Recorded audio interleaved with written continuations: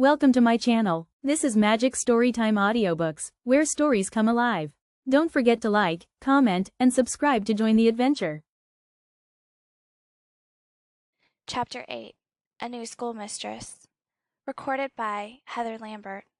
But Renaud, my father continued, what are we to do about the reading? I fear I have let you go too long. I didn't want to make learning a burden to you, and I don't approve of children learning to read too soon. But really, at your age, you know, it is time you were beginning. I have time to teach you some things, but I can't teach you everything. I have got to read a great deal, and think a great deal, and go about my parish a great deal. And your brother Tom has heavy lessons to learn at school, and I have to help him. So what's to be done? Ranald, my boy, you can't go to the parish school before you've learned your letters. There's Kirstie, Papa, I suggested. Yes, there's Kirstie, he returned with a sly smile. Kirstie can do everything, can't she?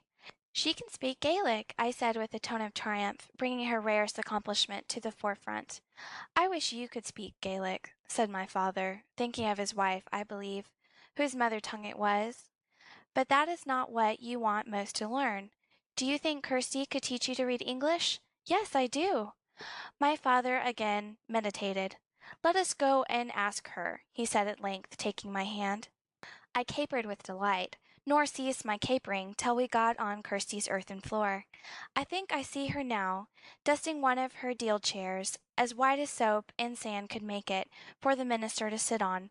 She never called him the master, but always the minister. She was a great favorite with my father, and he always behaved as a visitor in her house.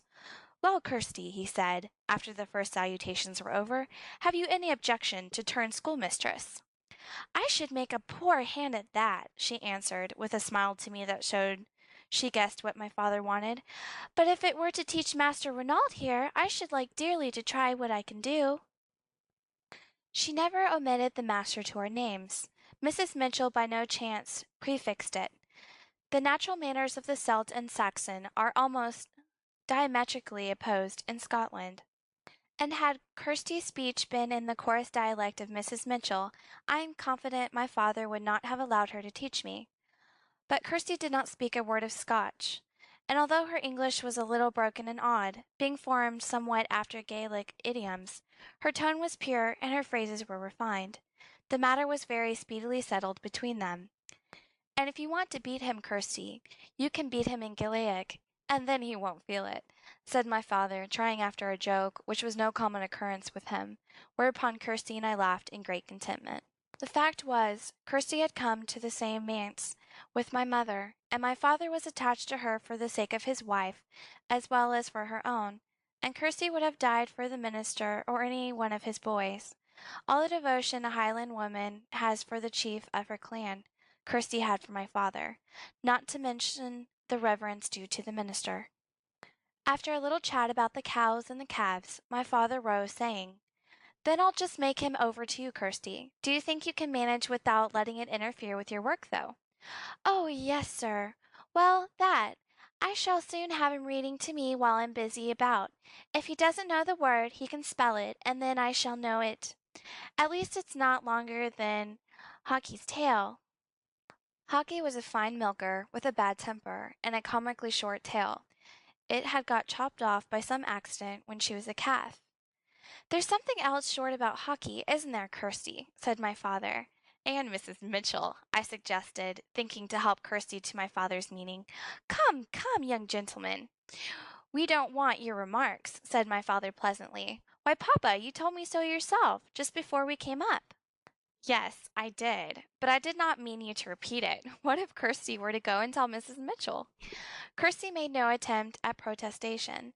She knew well enough that my father knew there was no danger. She only laughed, and I, seeing Kirstie satisfied, was satisfied also, and joined in the laugh. The result was that before many weeks were over, Alistair and wee Davy were Kirstie's pupils also, Alistair learning to read, and wee Davy to sit still, which was the hardest task within his capacity. They were free to come or keep away, but not to go. If they did come, Kirstie insisted on their staying out the lesson. It soon became a regular thing, Every morning in summer we might be seen perched on a form under one of the tiny windows in that delicious brown light which you seldom find but in an old clay-floored cottage. In a fir wood I think you have it, and I have seen it in an old castle, but best of all in the house of mourning in an Arab cemetery. In the winter we seated ourselves round the fire, as near it as Kirstie's cooking operations, which were simple enough, admitted. It was delightful to us boys, and would have been amusing to anyone, to see how Kirstie behaved when Mrs. Mitchell found occasion to pay her visit during lesson hours. She knew her step and darted to the door. Not once did she permit her to enter. She was like a hen with her chickens. "No, you'll not come in just now, Mrs. Mitchell," she would say, as the housekeeper attempted to pass. "You know we're busy. I want to hear how they're getting on." "You can try them at home," Kirstie would answer.